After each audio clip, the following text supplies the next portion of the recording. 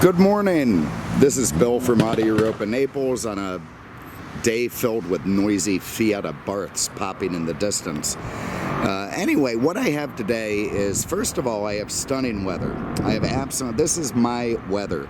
This is great Irish weather that's been transported to Naples, Florida, and it suits me just fine. It's a little bit chilly, it's overcast, and there's even a bit of a pissy rain in the air, so I'm quite happy about that. Even if people, say I shouldn't give a weather report, I don't care. It's the most important thing. But you have to understand this. In Naples, we suffer all summer. All the smart people get out of town. They're gone. And we are left with this humid, swampy, horrible, roasting weather for months and months and months. And all anyone does here is complain about it. It's what we do. And oh my God, it's not the heat, it's the humidity. Those guys get punched.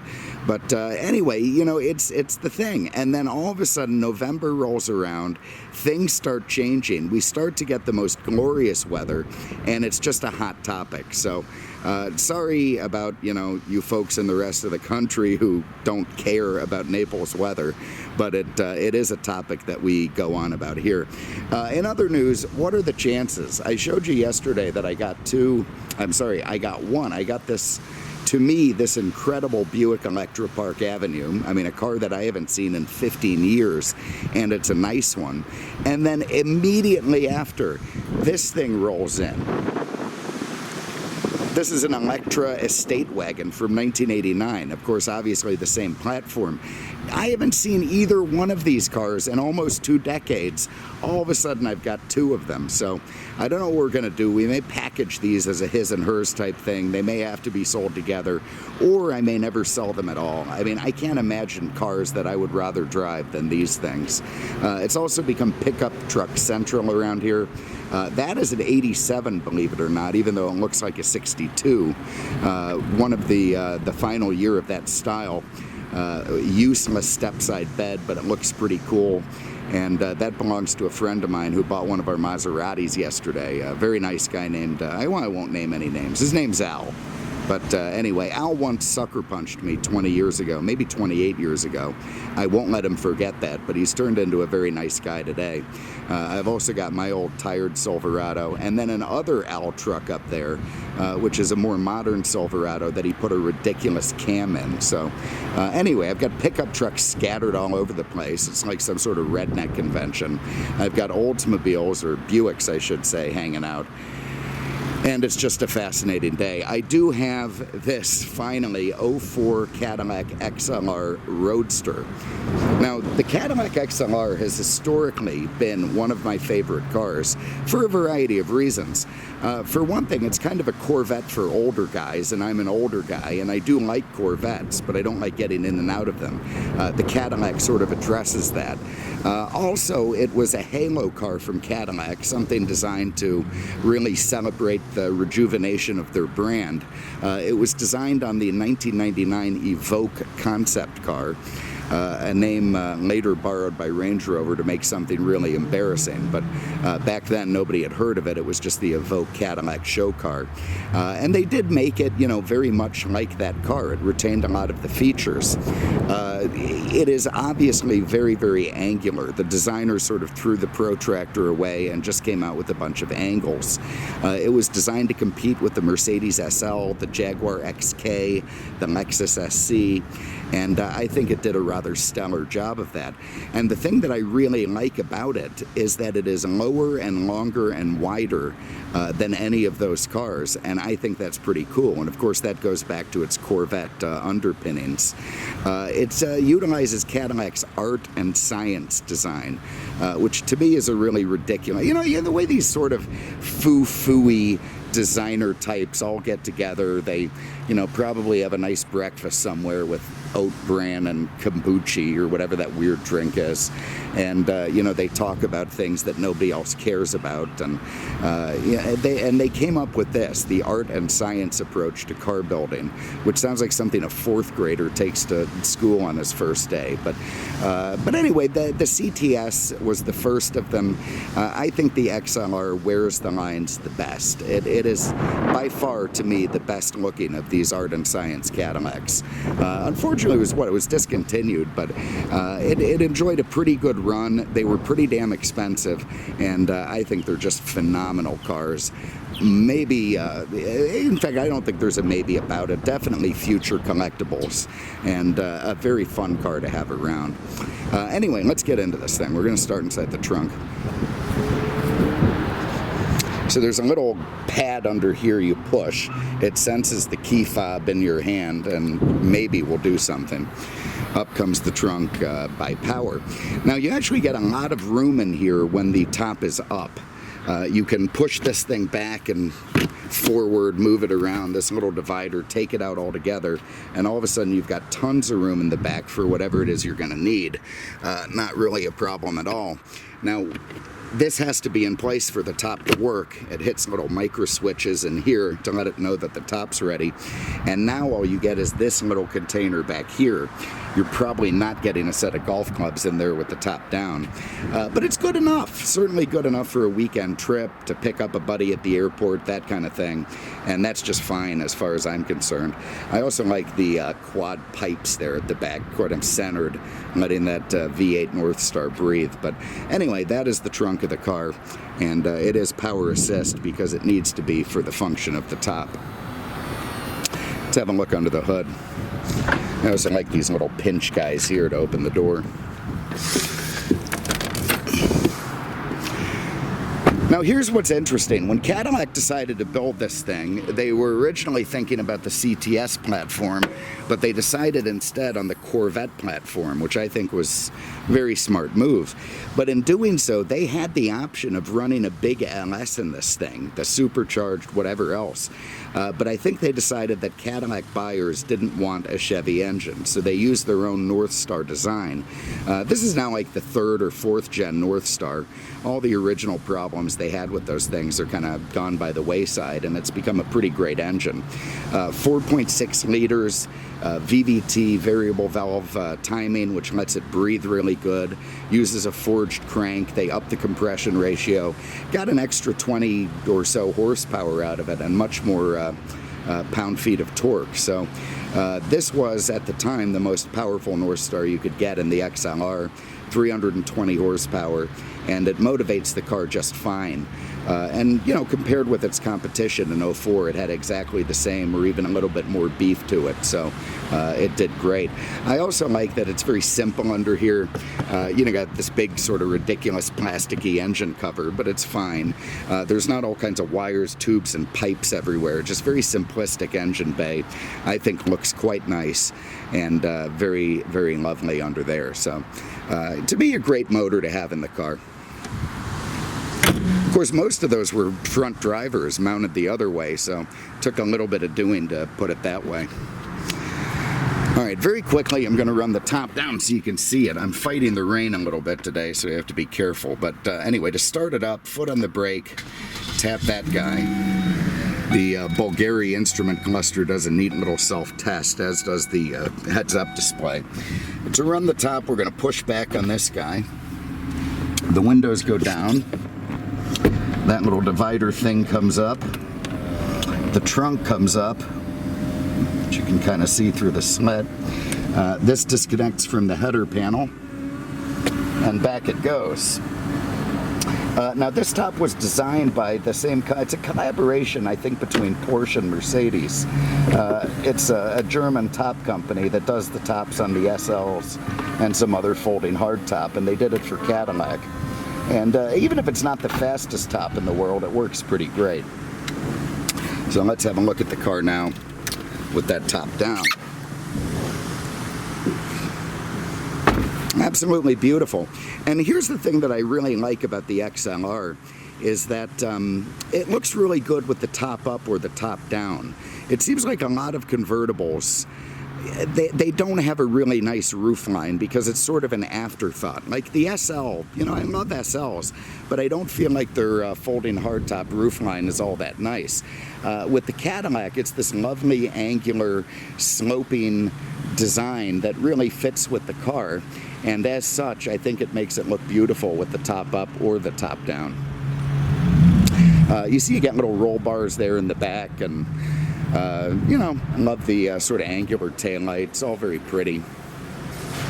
A nice big sort of spoiler third brake light integrated into it, and everything very nice there. So anyway, there it is, top down. You can see our mechanic pulling up with this ridiculous lifted Tahoe with all the rust on it. You know, I don't know what goes through people's minds. He's also the one who was driving a Kia, which made no sense to me. That thing makes more sense to me as a mechanic, but I mean, for the love of God, Cletus called and he wants his truck back. Anyway, let's fire it up. I'm gonna get the top back up. So of course, that's just the reverse.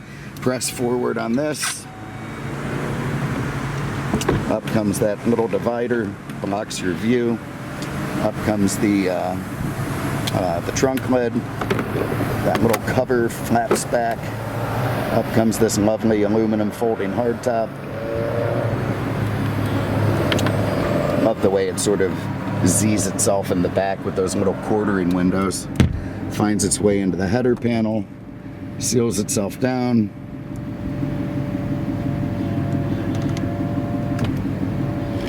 Down goes the whatchamacallit, little divider panel, and then down comes the trunk. Very, very nice stuff, and it beeps to let you know it's done. Run up the windows, and now we got our hard top again, which, God forbid, I'm going to lower the window before I show you the side. This thing locks itself. It scares the crap out of me. Anyway, you see what I'm talking about with that roof line. I think it looks really pretty and sort of, you know, it graces the lines of the car. The big wheels and brakes and all that, these are actually bigger than on the Corvette. They have a thicker diameter to stop the car. Nice looking polished wheels. Got Michelin's on this thing everywhere. All very, very lovely. And let's hop in. Even the gas door is a bit funky. There on the side, you see we've got all our seat controls. Really crappy job by the detailer, but I'm used to that. Lumbars, memory, that sort of thing. Like the Corvette, it has this little push button release to open the door with emergency overrides down there. And if you're familiar with the way the Corvette is built, with the hydroformed aluminum subframes, the balsa wood floors, that sort of thing, this car has all that exact same stuff on it. In fact, it rolls off the same, well, it's a different line, but the same plant in Bowling Green. When this thing was being made, it was made right alongside the Corvettes. Pretty cool stuff. You know, they did a nice job of upping the materials. Obviously, this car had to compete with some pretty stiff competition, your Mercedes, your Jags. So, you know, they covered everything in real materials. This is metal, nice. This is real wood, leather. You know, they did a pretty good job of upping their game. Much better fit and finish than the original Cadillac Roadster. Well, I shouldn't say original, but the Alante did not have the same fit and finish. I was with these big, chunky, square mirrors. And maybe they're trapezoidal. He's never good at math. Okay, again, that Bulgari instrument cluster, which is a bit kitschy. I mean, you know, with the name on there, and I don't know if they needed to do all that. But you got your oil pressure, you got your water temp, you got your volts, you got your fuel. You can see just 49,000 miles on the clock. You got a nice wood and leather steering wheel. Very lovely. Of course, all your traditional GM stalks. You've got your heads-up display there. You can use these things here to dim it or move it around to suit your height. More information stuff over here. This is for starting it. Doesn't use a key, so it's either that, 0, or there I'm hitting the wipers. Lovely. You've got Cadillacs sort of in-dash, you know, nav and CD and XM radio, that sort of thing. I agree. I do agree. And there's our nav, and just a little slot for the CD. Down here you've got your climate control, right out of the Corvette, mind you, the C6. This confused me at first. It really actually annoyed me. To me, that's just a heated seat switch. And you can see I hit it, I have heated seats. But if you keep hitting it, now it goes to low, one more time, it'll go to cool. And I got in a few of these things, and I believed that cool seats were standard, but I didn't know how to get them. And now I see. So anyway, there it is. There's your hot and cool seats. You've got your dual side climate control. You've got a nice little shifter with wood and leather, and it's fine. Cheapy kind of cup holders. You know, feeling very plasticky, but fine with the wood on top. In here, you got a little coin purse and a spot to put, yeah, maybe a little, I don't know what you're going to fit in there. Maybe a Walther PPQ or something. And of course, another little spot back there for storage. So, all that said, let's go for a spin. Love the heads up. You know, even though this thing is so long and low and wide and sleek, they do manage to make it nice and easy to get in and out of, and that is much appreciated. They also manage to isolate a lot of the noise that you get in the Corvette. For instance, it's all metal behind the seats. It's hard to see that with all the trim on it, but all metal back there. In the Corvette, that's just a pass-through to the rear, and that ups the noise. In this thing, you don't have that problem, if it's a problem. But of course, being a Cadillac, they had to make it quieter. People beeping everywhere. So it uses that same magnetic ride control from Delphi and GM that a lot of car companies have bought from them, including Ferrari, because it's fantastic. It uses kind of a magnetic ferrofluid in the shock absorbers that can be controlled, again, with magnets to dampen or stiffen or soften as needed individually with each shock. And it's actually a fairly simple system, which makes it reliable, which is kind of a miracle for advanced technology like that. Oh, we got traffic up the yin-yang. There's car after car after car. Where the hell are they all going? Not one of them would slow down to let you out. It's so mercenary around here. God, they're in terror that you might get out in front of them. Absolute terror. Look at that, coming to a stop, and they absolutely refuse to let you out. This guy's gonna stop right in front of me in his old turdy. Thank you. Push out in front of that jerk. Unbelievable. It kind of puts you in a bad mood. Anyway, so it uses that magnetic damping stuff, which is terrific and works very, very well. And, you know, Cadillac didn't want to make this thing a full-on track car or anything. I mean, it had to be a gentleman's cruiser, so it is softer than the Corvette. It doesn't transmit every bump and, you know, irregularity in the road right into your steering wheel. It gives you a little bit of a detachment for it while still feeling quite sporty. If it had 4 seats, you'd call it a grand touring car. It stacks up pretty well against the SL, which obviously, you know, was its competitor and wasn't that much more money, mind you. I mean, this thing was like 80 grand. The SL would have been another 10 or 15 on top of that. But, so Cadillac was aiming high. I do like the Northstar, very peppy, and definitely has more oomph than your standard Cadillac. Really gets up and moves while not being, you know, quite at Corvette level. It does deliver enough to make you happy. That heads-up display, that's all very cool. I like the long sleek hood with the angular stuff. Up here you've got a self-dimming mirror with your home link and all that. Lovely. But anyway, the driving is nice. Top up or top down, it does give you that sort of grand touring feel. And with the Corvette suspension, even if it's a little bit detuned, the car handles terrifically well. You know, I knew a guy who was autocrossing one of these things. I think he stiffened everything up somehow, but I thought that was neat. You know, a lot of guys out there in vets, and this guy's running around in his XLR. That was kind of cool. I'm just waiting for the green light so I can give it a little bit of a hammer. Show you that.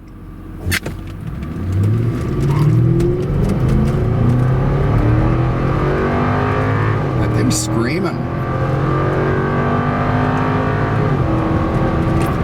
There it is. So plenty of pep out of the engine. Nice feel from the transmission. It's got a very bulletproof 5-speed in it, electronically controlled, even driver adaptive, which is neat. Just try not to get killed by this guy. And very nice neutral handling.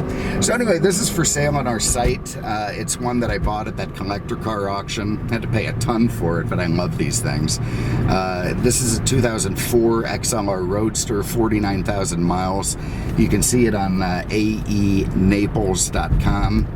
And you won't be sad having this thing. This is a nice one. Keep it nice, keep it clean. Watch it potentially go up in value as time goes on. Otherwise, we got some neat stuff coming up. You saw the Buicks, you saw the Datsuns. You know, I just got to get it all ready.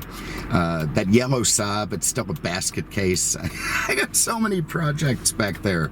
God, go easy on me. If I could just pluck them out and do them, I would. But anyway, it takes time to get them together. Thanks very much for having a look. We really appreciate it. And we'll see you with the next one. Take care.